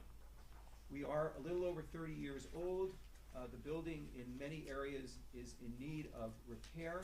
The curtain wall, as an example, is a $30 million renovation. The glass is sort of sitting on top of a an aluminum frame and it's stuck to it, quite literally stuck to it, and some of the stickiness is going away and it needs to be restuck. It's a very expensive proposition. I'm looking for help, but most people don't want to give us money for that. In any event, we have, starting in 2001, begun a renovation of the physical infrastructure. We completed what is known as phase 1 of the major modernization program that, if you've been on our campus, some of you will recognize. We redid the Heart Center, the Cancer Center, the Imaging Center. We built a Women and Infants Pavilion, a new emergency department, actually about 2/3 of that, and then new operating rooms, which are really, truly spectacular. We started in November, phase 2, which will round out the major modernization program, complete the neonatal intensive care unit, the labor and delivery suites, the emergency department, the CPEP, that's the emergency psychiatric evaluation program. This is actually the CPEP is outside the major mod per se, but I've included it here, and that's because we are the regional emergency psychiatric program, but we sit in a shoebox of tiny space. It's just a little over 2,000 square feet. We see 4,000 patients in there, and we have no separation for adults and children, and we're talking about children sitting next to 50-year-old drug abusers who are having psychiatric decompensation, schizophrenic breaks, and the like, and you can only imagine what that tiny space is like. So this part of the renovation will get us a 10,000 square foot facility and the ability to separate out adults and children. We are highly committed to pediatric medicine. We are, in our strategic plan, working towards building a children's hospital at Stony Brook. We started with our stake in the ground. We opened up this past month a pediatric emergency department, an important component of that sort of higher level of care. We will complete the backfill of the operating rooms, the recovery space, and then of course we'll complete the remaining part of the lobby. What took us a year and a half to get to is what's on this slide. We call these programs of distinction. This is the synthesis of our strategic plan. It says these are the programs where we will invest resources, and the basis was that they had to have already a foundation in research in the laboratory, as well as a clinical program, and then a bridge between those two, which is clinical trials, the ability to take new discovery, test it out, and bring it into common use. And we have these 6 or so programs. I'll read them off. It's in cancer, in heart, in brain. That's become known as our Neurosciences Institute, women and children, geriatrics, and trauma and emergency medicine. So these are areas where you will begin to see themes that we are hiring new faculty, investing in new capital, marketing these programs, and you should see growth in all of these areas. Steve, is that sort of in some type of priority order as well, with cancer being first, or? No, not. There were the These 6. are actually, of the ones that are here, the one we have done the least in development is in geriatrics. We have made investments in almost everything else. There's a brand new 65,000 square foot cancer center pavilion. We've just hired a very expensive bone marrow transplanter. We're in the midst of a search for a cancer center director. We have made enormous investments and progress in heart. We've established ourselves kind of as the premier electrophysiology program on Long Island. We've made investments in robotics. I'll tell you a little bit as we go through it, but it's not prioritized. And it's hard to, when you give this limited list. If you were a urologist sitting in the audience, you might not like to see this list because you're not on this list. And the one thing I'll just mention is it's impossible to run a full service hospital without having every service, without having imaging, without having urology, without, you need everything. And much like Memorial Sloan Kettering is a cancer hospital per se, they have all of those things. And the reason, what they've done is they've essentially branded themselves as cancer and made a commitment to invest in that area. What we're saying here is we're making a commitment in these areas. We don't have the luxury of saying we're only going to be cancer only. We're going to be this kind of general service, but excellence in these areas. And in order to demonstrate our excellence and our differentiation in the marketplace, We've begun systematically to acquire capital and people that do differentiate us from community hospitals. So everything I'm going to share with you now is not something you would find in a typical community hospital in your backyard. So in our advanced cardiac imaging, we've recently hired a doc by the name of Michael Kuhn, who was one of the original investigators in doing cardiac imaging using CAT scans. Most of you know what CAT scans are. You go for a CT scan. Have anybody gone for a CT scan? You know what I'm referring to? This is normally a chest X-ray takes an image through your body like this, so you turn to the side and it's a kind of a one-dimensional image. A CAT scan takes a slice through your body. And when these were first developed, they took one slice at a time, then they took 4 slices, then they took 8 slices. We currently have a 64-slice CT scanner, which sort of takes 64 slices at the same time. And using that technology, Michael Kuhn has been able to image your coronary arteries and be able to tell you whether you have any hardening of the arteries, any occlusions there. So you can come into our department, you can have a cardiac, with chest pain, and you can leave with an answer without having a needle stuck into your groin to do a cardiac catheterization. Now this is pretty neat, but working with the engineers on this side of the campus, they've been able to develop a compression algorithm so you can send these images over the internet, so he could be anywhere and read these studies. And then also working with our folks at Brookhaven National Lab, he's been able to figure out how to do these 64 slices with the equivalent radiation exposure of a chest X-ray. Whoa, that's amazing. That's So awesome. each time you take a slice, you have radiation exposure. So now I will tell you that we have just gone through this process. It's taken a year to acquire a 320 slice CT scanner, which will allow us to image children without having to put them to sleep. And all those wiggly little guys that normally you'd have to anesthetize, we will no longer have to do it because the image will be so quick. Amazing. And it will obviously help us from a research perspective in not only cardiac imaging, but in a variety of other areas. So again, this is not something you're going to find in your average community hospital. It costs us over $2 million, and it has taken a long time through this OSC and AG process that we're going To through. get that approved. Okay. I'll tell you about our interventional stroke program. We've hired one person from the Cleveland Clinic, one from Arizona, and Dr. Fine has recruited a researcher from the University of Florida, as I recall. These are folks who are at the cutting edge of what is referred to as interventional stroke treatment. What you know about, and is now commonplace, is somebody comes in with chest pain, they get a cardiac stent placed. They can go into your heart, they can essentially rotor out the obstruction and put a stent in place and rescue your heart muscle. And everybody's very familiar with this, but most people when they have a stroke don't believe there's anything that can be done. And in truth, up until very recently, they would send you home with your disability and you would have that disability for the rest of your life. Well, it turns out that if you can get into a hospital fairly early, we can do in your brain now what they can do in your heart. So we could put a catheter into your brain, we could pull the clot out, and we could put a stent in. And actually, I have a note about a physician whose name shall not be mentioned, who went through this procedure, who came from one of our affiliate hospitals, whose wife described this to me in painstaking detail, how he had a cardiac arrest on his way to our unit, but had the clot removed, had his heart revived, and went back to work as a functioning physician. So this is spectacular technology. It is also extraordinarily expensive. By March, we should open up 2 interventional radiology suites, which cost us $20 million to complete in order to be able to enable this program.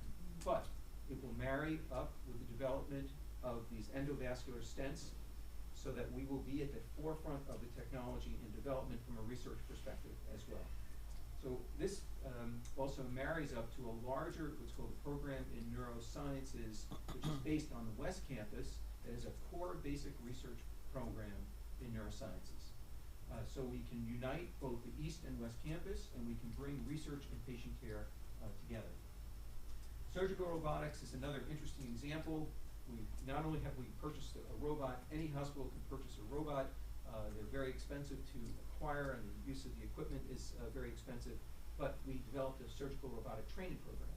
So we brought somebody on who trains other physicians and trains our house staff, and we are doing surgical robotic surgery in areas where traditionally robotic surgery is just not done. So when we talk about minimally invasive heart surgery, we're talking about robotic heart surgery, where tiny little incisions are now made, whereas before you'd have to cut from your all down your sternum and sort of unzip your bone, and the time for recovery would be much longer. Now we have tiny little incisions on the side of a rib. We can do this both surgically with minimally invasive surgery and using the robot. Left ventricular assist device program is another example of what you will not find in a community hospital. Just about 2 weeks ago in the New England Journal of Medicine, there was a description of this device essentially allowing heart muscle, which has previously not been working well, that is what's referred to clinically as congestive heart failure, where the pump of your heart is not strong enough. You implant this device, and over time, in ways I don't think we fully understand, the heart muscle recovers, and you can then go on and live. I mean, usually people who have this kind of class 4 heart disease die, and so you'll hear more about these left ventricular assist devices over time. It was originally thought it would be a bridge to transplant, but it turns out that heart muscle has some elasticity, and that heart muscle may recover. We're also part of a landmark study using stem cells in people who have damaged heart muscle to inject those stem cells to, again, have recovery of that muscle. And I mentioned already minimally invasive surgery for cardiac, but we're also doing some really neat things in GI where, nobody likes to have the outside of their body have scars on them. It turns out you can stick an endoscope down your throat, that sounds so terrible to say it, and take your gallbladder out that way. So no scar, no gallbladder scar. We can do it from a colonoscopic perspective and take your appendix out, no scar at all. So we have people who are developing these minimally or non-invasive techniques for surgery here. Again, trying to deliver back to the community for their investment in us new knowledge that marries up with the research that's already underway here at the medical center. Steve, just to brag, Yep. I'll give you an opportunity to brag. Are there any other hospitals on Long Island that are dealing with this scope and this technology, all of it? I know there may be hospitals doing pieces of it. I don't think so. I really don't. I think you can find pockets at one place or another, but we're doing this in a very organized, methodically thought out way. We're marrying it up with research. In fact, I think not only will you see this in the School of Medicine, but you will see it in health technology, social welfare. Dental is a great example. One of the things that they've done so well is related to periodontal disease and its impact on heart disease. So we're beginning to get alignment, and I think we will get further faster in our ability to treat patients and discover new knowledge than we might have otherwise in ways that we planned sort of independently in the past. So it's wonderful to do that. And Stephen, the robotics, you said you hired a physician who's a trainer. Yeah. Who trains other physicians. So we then training people from other hospitals in the area? Do we get income from that, or how does that work? He is compensated, but for the most part, and Poon, by the way, is also a trainer, the one who does that cardiac imaging. Right. But they're coming from all over the country. They're not coming just from Long Island. This sort of what happens is as technology evolves, it diffuses out into the community. And in order for you to remain truly in your position as an academic medical center, you have to keep pushing the envelope, looking for new knowledge. Somebody at another community hospital at some point in time will have a 320 slice CT scanner, just like we have it today. Hopefully, we'll have either a more advanced technology or a different way of using it over time, because our docs will be pushing the envelope on discovery.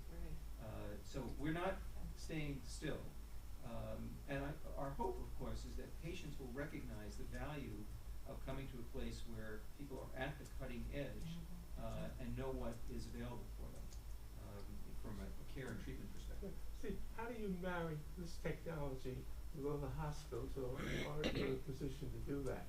We are trying to marry it with other hospitals. It's not as easy because of the politics of Long Island as you might think, but we're trying to collaborate with the other SUNY hospitals. There are 3 SUNY hospitals, downstate, upstate, and Stony Brook, so we're coordinating what we're doing in that context.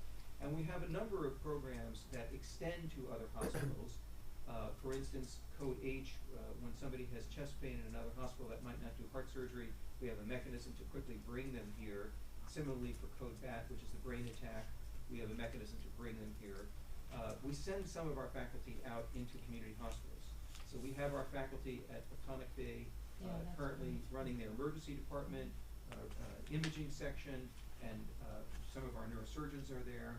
As we collaborate in a more hand-in-glove relationship, we'll do much, much more of that, including the diffusion of technology. So, for example, we've been in discussion with a number of hospitals to be able to do that cardiac imaging for patients that come into their emergency department remotely. Now we figured out how to transfer the information over the web, so we can transfer that information. Dr. Poon, and we've hired a second person who not only can read adults but children, can read that remotely, and we can prevent a hospitalization. One other question. How do you juxtapose this with the other SUNY facilities that are basically like us with their hospitals? Is there any movement in that direction? In 2 ways. One is we're trying to coordinate what we're doing, so that if we do something that we could extend to another facility, we would do that. That doesn't always work because you sometimes physically need your own equipment. You can't transfer the equipment easily. But we're trying to develop cross-coverage arrangements so that our radiology section, for instance, cross-covers with the radiology section in Syracuse or in Brooklyn. More importantly, there is what's known as the SUNY REACH initiative, which is research, excellence, and academic healthcare. Am I close? Close. Very close, okay. Which is intended to do the same kind of thing at a basic research level, where an investigator, for instance in the neurosciences, hypothetically, might do 1 part at Buffalo, a 2nd part at Upstate, and a 3rd part here at Stony Brook. And there are a number of proposals being considered in that SUNY REACH umbrella that will coordinate what I'll call bigger science across multiple campuses. What I'm thinking, why I posed the question, we're in a position in SUNY, if we have an interrelationship, to be a real powerhouse in the nation, because you've got all these great people not only working in their one area, but they're sharing it with the other SUNYs. And just wondering how we're moving in that direction. I think your insight is perfect. I think we can feel that bigger vision, and I think we're working on that. And we may be one of the few places in the country that could actually pull it off. I would think so. So we're excited to be working in that direction, and it's a great insight. Yeah.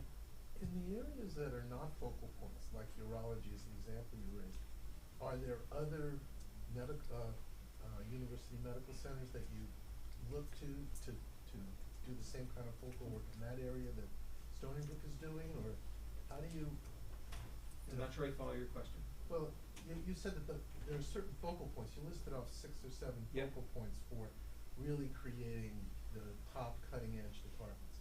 And you mentioned that urology wasn't in the list, so that's why I'm using that as an example. So what does happen to urology? Is there some other place that is doing that with urology that Stony Brook has relationships with or something? Yeah.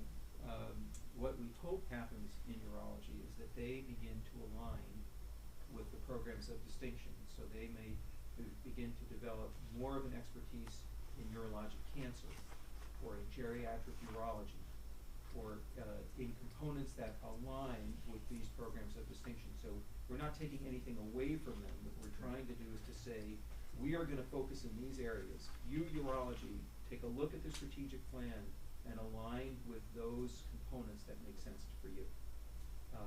We're not taking their resources away. And urology is one of our departments that's in the top 50 in U.S. News and World Report, so we're not going to do anything to hurt them. But we do want them to align with what we are doing.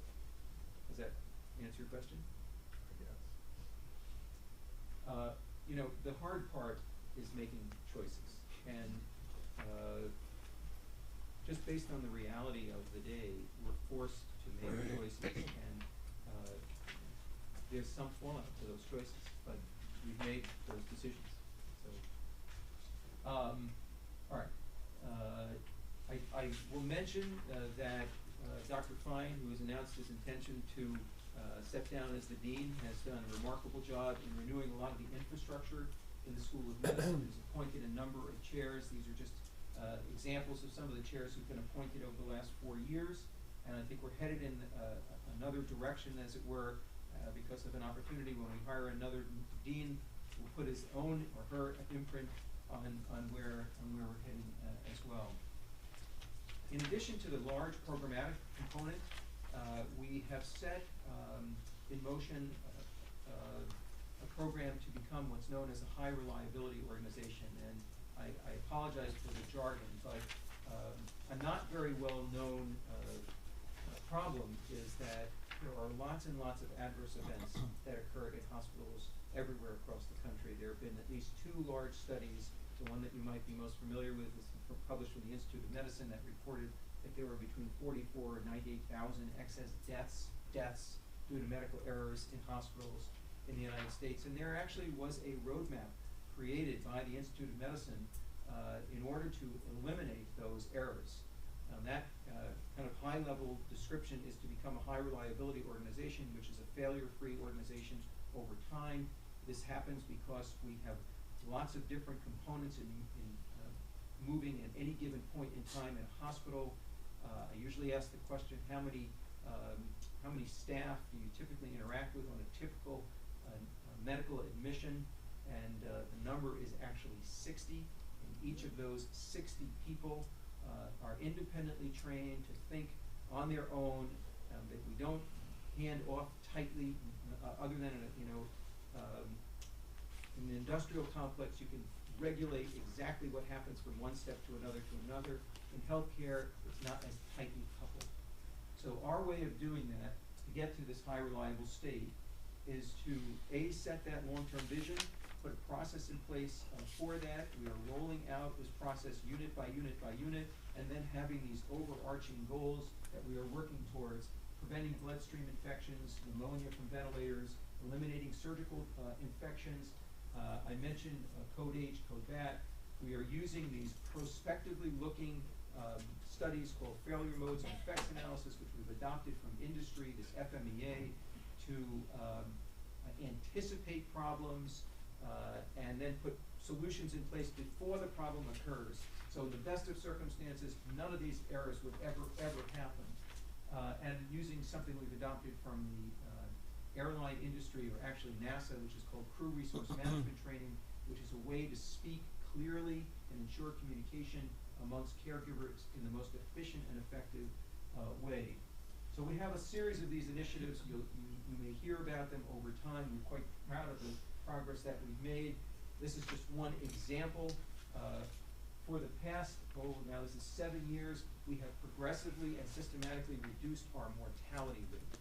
This is a black and white measurement, and effectively it has come down because of a series of programs that we put in place, ranging from things like rapid response teams to the way we do our work, including the introduction of an electronic medical record and the like. So we have systematically reduced our mortality rate, and we've done it faster than just about any other hospital in what's known as the University Health System Consortium, which is a group of now about 100 or so academic medical centers across the country. We participated in all these programs with the Institute for Healthcare Improvement, and we're actually mentor for a lot of these initiatives as well for other hospitals. I don't know if I have time. I will go as fast as I can. We're very much involved with the community. Again, a notion that unless we are committed to the community and the community is committed to us, we will not be successful. A word about flu. Yes, we have H1N1 in our community. We had been preparing for this for a number of years. This has to do with the SARS sort of scare. And without going into it, we are the regional resource for these programs out here in Suffolk County. Our 3 top priorities, I think, have stockpiles for the various meds that are necessary to have a vaccination campaign and a communications program. I'd say we got a B minus in this. Part of it is the fact that there have not been enough supply of vaccine, both for H1N1 and for seasonal flu. And we're still short, and so we have to continue to vaccinate much more aggressively. I think you have a great deal to be proud of in this community. I'll just flash up a couple of things for you. This is an award given to the Department of Orthopedics. Larry Hurst, you can't really see, this guy here has been working on developing something called collagenase, which dissolves scars and tendons, and took what was a surgical procedure to now a non-interventional office-based procedure, and won this award from the orthopedic, American Academy, of Orthopedic Surgeons for clinical research. This is an award from the Long Island Business News. This happens to be for how quickly we get you into our cath lab. Here's another one. This is for our palliative care program. This is a national unsolicited award. Many others. There are a listing of awards in the back of this facts and stat. I won't go through anymore. We're often in the news. Sometimes that's good, and sometimes that's not. We recently went smoke-free. We were very proud of that, so a lot of good, and sometimes not so good. A word about healthcare reform. You can't help but open up a newspaper or listen to radio news without knowing that healthcare reform is in the wind. And without going into the details of healthcare reform, because we are sort of still making the sausage, what I can tell you is that there will be reduced funding for nearly every academic medical center in the United States. Doesn't matter which version you look at, from the Senate or the House side, hospital reimbursement is going to go down. Having universal access is great. Keep in mind that the current healthcare reform that's on the table is not universal. It's 95%, and all the immigrants are not, even legal immigrants are not covered. What we see today is what we will finally have is highly uncertain. I want to reinforce what Dr. Stanley mentioned. We do live in a very uncertain environment. Fiscally, we had cuts in hospital reimbursement, not only from the state, but through Medicaid, as well as from the feds and Medicare. The physicians are facing a substantial cut in their reimbursement. Remember, there's the hospital component, and the hospital has been cut, and then there's also the physician practices, and the physicians have been cut. At the same time, the university has been cut, and at the same time that we are looking, the hospital, by the way, has had to dig out of a $50 million reduction. And what you may not realize, most people think the hospital gets all of its money from the state. We get less than 7% of our budget from the state. Most of that money is to offset our fringe benefit costs, which are 45% higher than the marketplace, and we don't negotiate them. They're negotiated centrally in Albany, and we have no ability to do what most other companies can do in managing our overhead costs. And yet, we remain very excited about the future, about our children's hospital, about the opportunities to develop new technology and help the health and welfare of this community, particularly in areas like heart disease and stroke, which are the number 1 and number 3 killers in the country, and in cancer. So we are very excited. We are living in uncertain times. We need your help insofar as helping the legislature understand our value to this community. I will mention one last thing, and then I'll stop. When we add a bed, we often add jobs. Now, over the past 10 years, we take a guess as to how many jobs, high-paying jobs, the hospital alone has added over the past 10 years. How many jobs do you think we've added? 500. Anybody else? 1,200. 1,200. 1,500. Wow, that's great. So not only are we providing a necessary service and advancing our academic mission, which we are firmly committed to, the hospital is committed to the academic mission, we are adding high-paying jobs in Suffolk County. And in order to retain and recruit the best people, we need to maintain the infrastructure that's here and not let it erode. And small cuts that continue to occur have a profound negative impact on our future. So I thank you for the opportunity to talk with you, and I'm happy to answer any questions. Steve, thank you very much. I know I certainly learned a lot today, and I think you need to view, again, the council as we are all potential ambassadors for the University Medical Center. And the more informed we are, the more we could be saying nice things about it, because prior to my tenure here, again, I fell into probably a great majority of Long Islanders who only hear the bad news, who only hear the stories from Newsday about the issue with the children and infants. And there's so many other good stories to say. And I know Stony Brook gets a lot of great PR in journals and trade magazines and national type of media publications. And I think we need to also be focused on marketing the good news stories about the university here in the Long Island community, because there are a lot of good stories to say. And so thank you for that. I just had one question. You mentioned Dr. Fine. How's the search for the new dean of the medical school going? Did you get were you pleased with the responses and the quality of the candidates that have come in so far, or anything you could share with us that's not confidential? Why don't I tackle that, because I'm actually chairing that committee. Sorry, Sam. No, that's okay. Steve could have given you I'm probably hopefully the same answer. We're very pleased with the quality of the people we got in. We had more than 40 applicants, and Leonard's on the committee as well, as is Eric Kaler. Very impressive group. 8 members of the Institute of Medicine, for those of you who know academics, is one of the highest honors that come to physicians who are interested in academic medicine. So, very strong group. We will be undergoing an interview process within the next few weeks, and we won't interview all 40, but a subset of that, but a pretty significant subset. We're all going to be very busy. But I'm very pleased. Great. Very Great. pleased. Great. Any other questions for Steve? I just want to mention something. Dr. Strongwater is being honored as a David Award honoree in January, which is very prestigious. Breakfast is usually about 500 or 600 people, mayor, movers and shakers on Long Island, and we're very proud of that. I was part of the selection committee.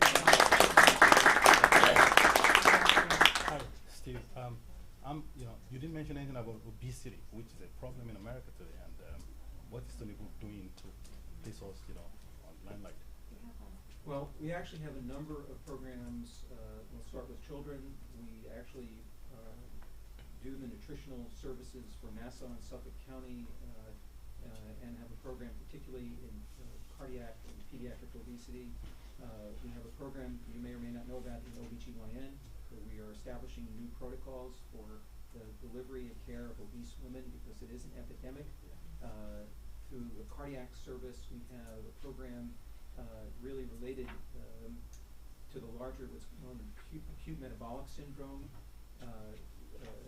You could argue that we could put that up as a poster child for one of our programs of distinction, but what we've done is it's incorporated into the components of what we've labeled.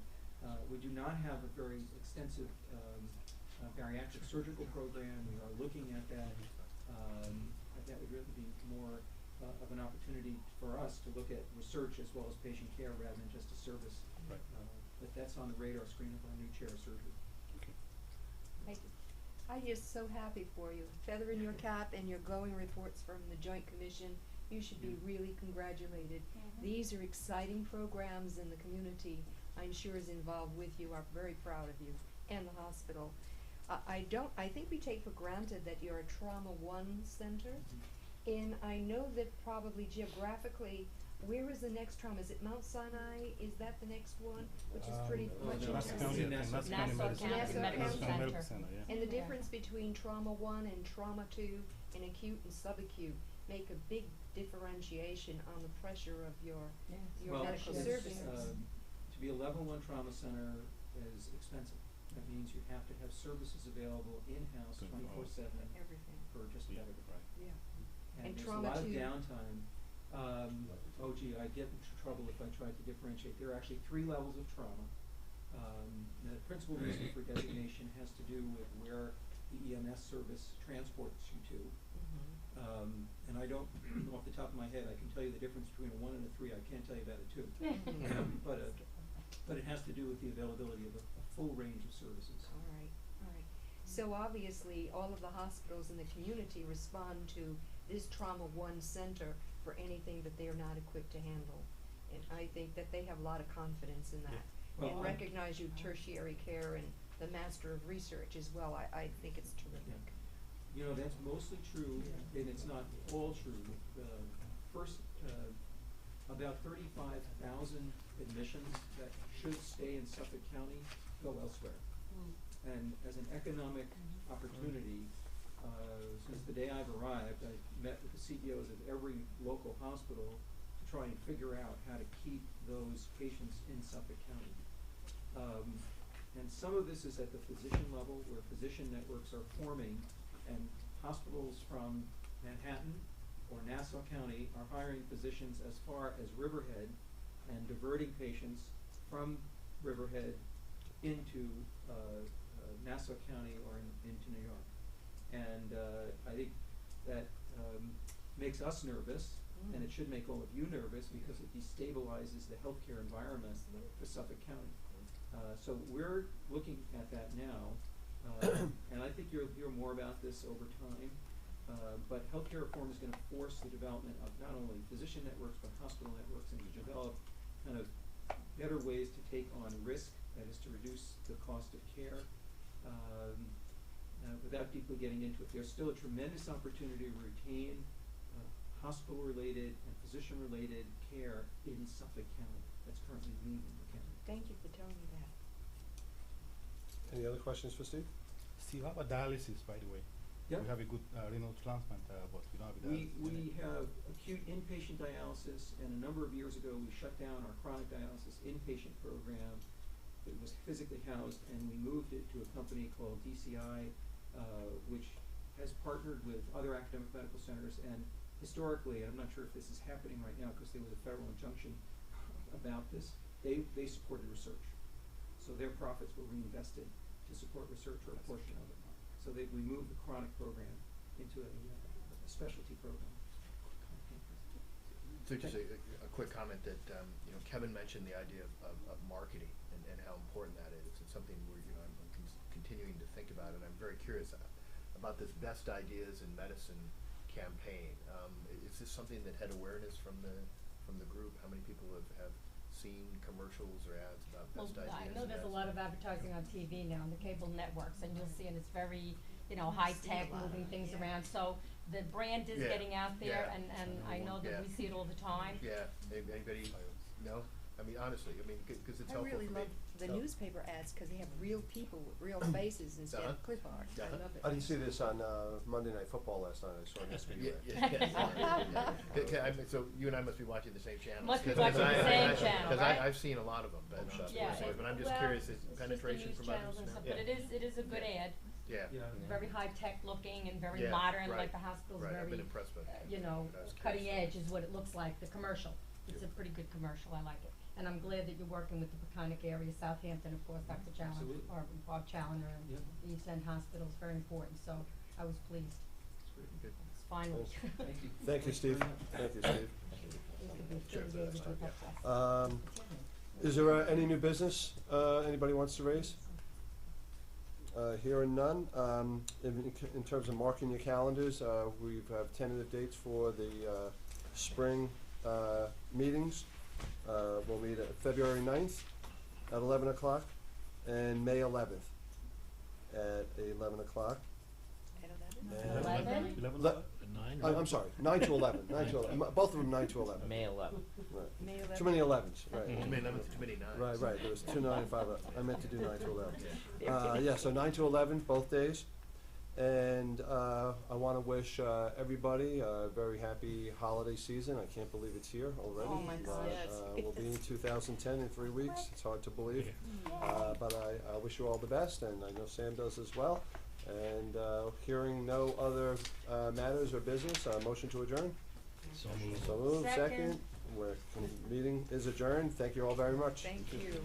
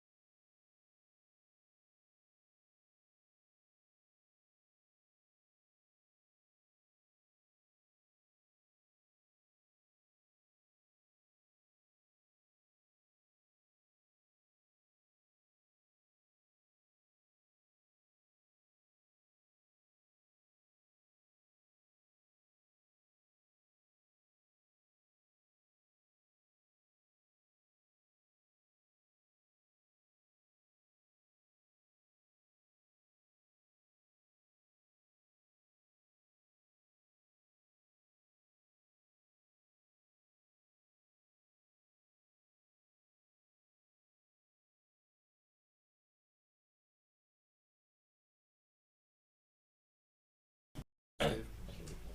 Sure, that's fine, yeah. Is there any new business anybody wants to raise? Hearing none. In terms of marking your calendars, we have tentative dates for the spring meetings. We'll meet at February 9th at 11 o'clock and May 11th at 11 o'clock. And 11? I'm sorry, 9 to 11, 9 to 11, both of them 9 to 11. May 11th. Right. May 11th. Too many 11s, right. May 11th, too many nines. Right, there was 2, 9, and 5, I meant to do 9 to 11. Yeah, so 9 to 11, both days.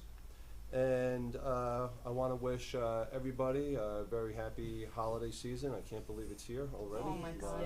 We'll be in 2010 in 3 weeks, it's hard to believe. But I wish you all the best, and I know Sam does as well. And hearing no other matters or business, motion to adjourn? So moved. So moved, second. Second. Meeting is adjourned. Thank you all very much. Thank you.